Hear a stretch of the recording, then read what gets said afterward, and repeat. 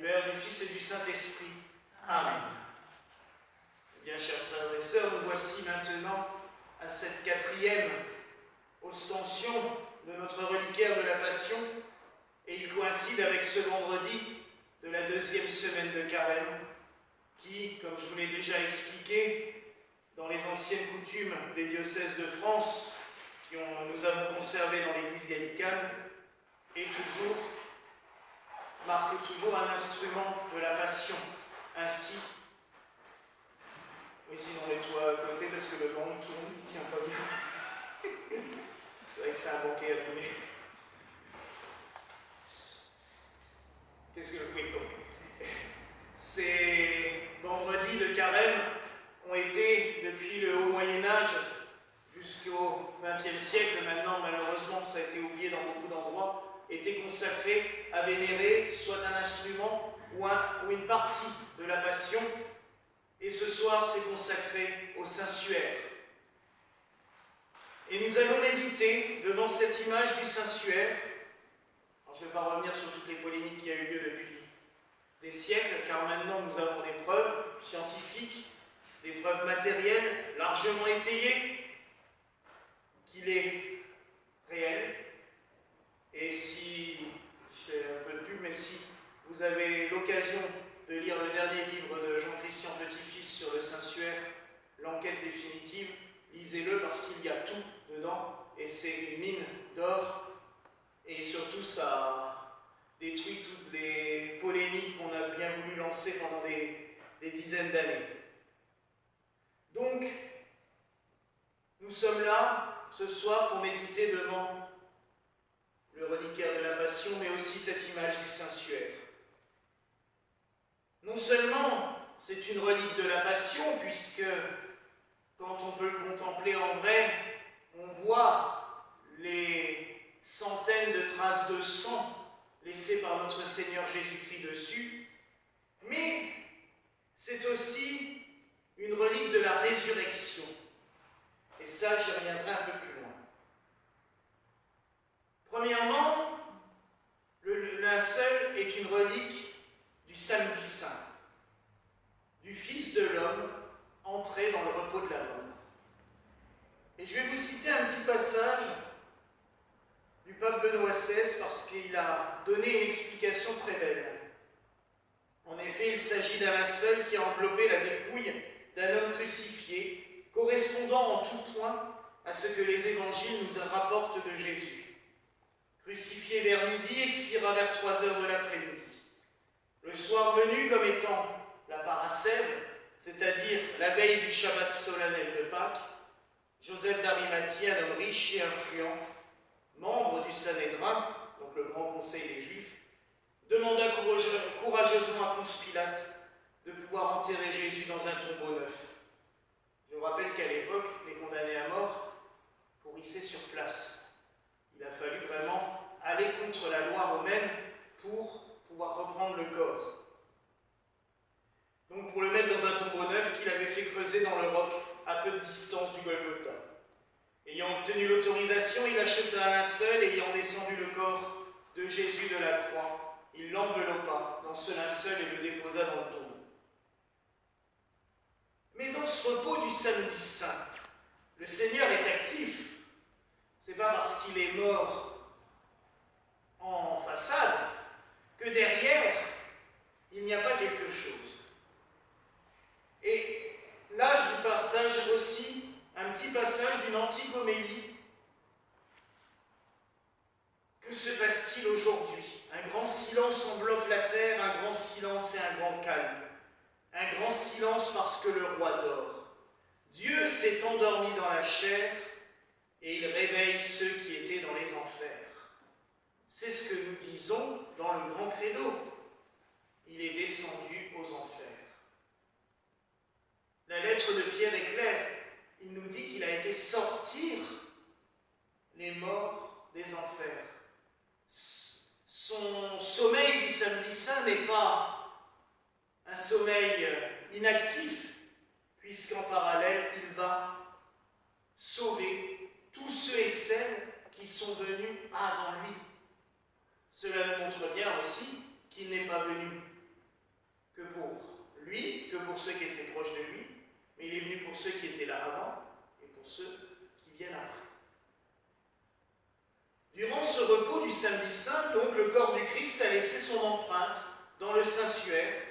Le Christ a écrit sa propre icône avec son propre sang. Contemplez ces traces, ces empreintes d'une douleur profonde, souffrance indicible. Chaque fibre de ce tissu semble me murmurer, nous murmurer, le récit du sacrifice, de la dévotion du Christ et de son amour absolu. Laissez, si vous permettez, vagabonder votre esprit. Rentrez dans la contemplation de ce visage énigmatique. Que ressentez-vous? Compassion, émerveillement, un sentiment de paix intérieure. Le Saint-Suaire, c'est une invitation à la méditation, à la réflexion sur le sens de la vie, de la mort, de la foi. Il est un miroir de nos propres interrogations, de nos doutes et de nos espoirs. Dans le silence de cette contemplation, laissons les émotions nous envahir, les pensées se dissiper. Laissons-nous porter par la sérénité qui émane de cette image. J'aimerais que cette méditation de ce soir nous apporte à chacun de nous la paix, l'apaisement et une connexion profonde avec la foi. Mais comme je vous le disais avant, il ne faut pas voir dans le Saint-Suaire qu'une icône du samedi saint, réduire à une énième icône ou relique de la Passion. Mais on doit aussi le prendre comme une relique, et c'est pour ce que je trouve le plus beau, une relique de la nuit de la Pâque et du matin de la résurrection. En effet, même si nous avons devant nous le visage d'un homme crucifié, mort, nous savons que cette image n'est pas imprimée sur le tissu par le sang qui s'est coulé de lui. Les taches sont du sang, mais l'image qui est imprimée sur le tissu, nous avons la preuve que ce n'est pas avec le sang que ça a été fait. Et les analyses scientifiques, elles sont claires. Le tissu, c'est impressionnant, le tissu a subi une brûlure, non pas une brûlure à la flamme, mais une brûlure issue d'une irradiation nucléaire. C'est les résultats de tous les examens récents. C'est ce qui d'ailleurs faussait le carbone 14, puisque ayant des radiations nucléaires sur ce tissu, le carbone 14 ne marchait pas. Comment, entre nous, un faussaire du Moyen-Âge aurait pu faire une irradiation nucléaire pour faire cette image? Encore plus, quelle force a pu provoquer cela il y a 2000 ans? Qu'est-ce qui a rendu ce tissu si précieux? Et c'est vrai que ça m'avait travaillé à plusieurs reprises. Si précieux que les évangélistes ont cru bon préciser dans tous les évangiles de la résurrection qu'on a retrouvé le linceul plié correctement dans un coin sur la banquette du tombeau. C'est vrai, on se pose la question quand même. Vous savez que des fois, les évangélistes nous donnent pas beaucoup de détails sur pas beaucoup de choses, mais alors là, ils ont pris le soin de bien préciser que le linceul était bien plié proprement dans un coin. Et comme rien n'est laissé au hasard dans les évangiles, on peut vraiment se poser la question.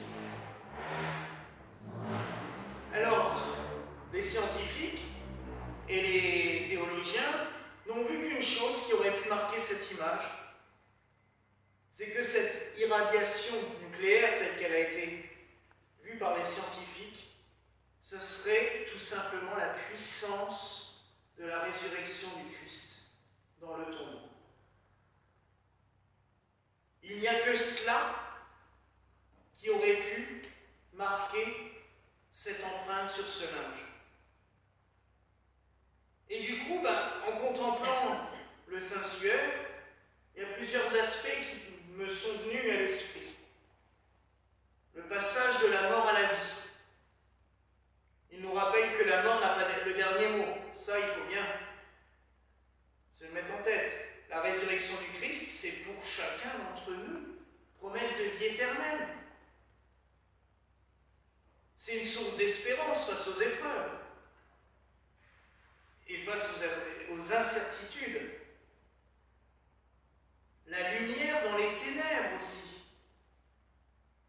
Quand on regarde, et c'est marrant, quand on regarde le Saint-Suaire, on a l'impression que le visage, il irradie, il est lumineux. Et une chose que j'ai oubliée, je ne l'ai pas mis dans la méditation, mais je vous le dis, c'est que l'image que nous avons là, elle a été mise en forme de négatif, parce que le tissu est blanc, logiquement. Mais en fait, le tissu est imprimé comme un négatif. C'est comme cela d'ailleurs que ça a sauté aux yeux. C'est quand Secundo Pia, à la fin du XIXe siècle, a pris la première photo du Saint-Suaire. Quand il a mis sa photo,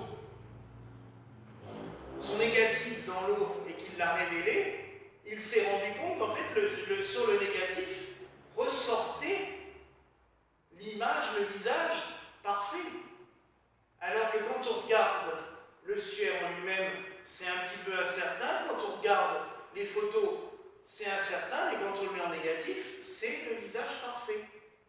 Donc en fait, le Suaire a été imprimé comme si c'était un négatif de ce qui était en dessous. C'est une photographie de notre Seigneur. C'est exceptionnel. L'amour plus fort que la mort. Et c'est vrai que le Saint-Suaire, il nous témoigne de l'amour infini de Dieu pour l'humanité. Un amour qui s'est manifesté dans le sacrifice de la croix, mais surtout dans la résurrection.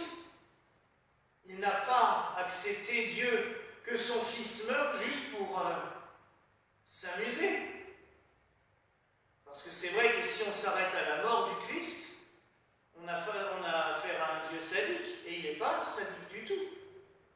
Il faut la résurrection pour que tout cela ait un sens. Donc cet amour de Dieu pour nous, ça nous invite à aimer, à pardonner, à construire la paix. Et enfin, en voyant le Saint-Suaire, ça m'a fait penser aussi que nous sommes amenés, chacun de nous, à nous transformer intérieurement. Éveiller nos consciences, nous ouvrir un peu plus à la grâce de Dieu. La contemplation du Saint-Suaire nous invite à nous dépouiller de nos peurs, de nos doutes, à accueillir la présence du Christ dans nos vies. Elle nous appelle tout simplement à nous transfigurer. C'est bien le message du Carême. Et d'ailleurs, à partir du matin de la Pâque, Pierre, Jacques et Jean pourront témoigner de la transfiguration du Christ. Parce que je ne sais pas si vous vous souvenez, quand le Christ descend de la montagne après sa transfiguration devant Pierre, Jacques et Jean, il leur dit « Je vous interdis de parler de cela jusqu'à ce que je sois ressuscité des morts. » Maintenant, ils vont pouvoir témoigner, parce qu'eux avaient vu un avant-goût de la résurrection. Et cette lumière incréée, cette lumière divine, qui sur le Tabor a irradié même les vêtements du Christ. C'est précisé dans l'évangile de la transfiguration, ces vêtements devinrent plus blancs que la neige. Ben, c'est cette même lumière qui, la nuit pascale, a marqué à jamais les traits du ressuscité sur le Saint-Suaire. Alors mes frères et sœurs, tout ce que nous pouvons souhaiter en ce soir, c'est que cette lumière, elle nous transfigure chacun et chacune. Et que nous devenions chacun et chacune des images vivantes du Christ ressuscité. Voilà la grâce que je nous souhaite en ce soir, au nom du Père, du Fils et du Saint-Esprit. Amen.